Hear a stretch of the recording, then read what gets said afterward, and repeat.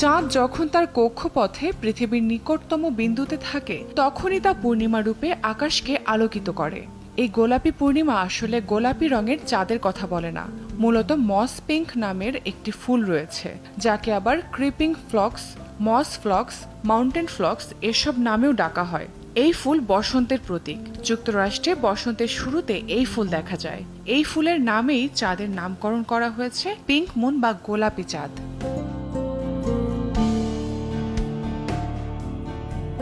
জ্যোতির্বিজ্ঞানীরা জানান, পৃথিবীর বায়ুমণ্ডলে থাকা অত্যন্ত সূক্ষ্ম ধূলিকণা এবং বিভিন্ন ধরনের গ্যাসের শক্তির কারণে অনেক সময় চাঁদের রঙের দৃশ্যমান পরিবর্তন দেখা যায়।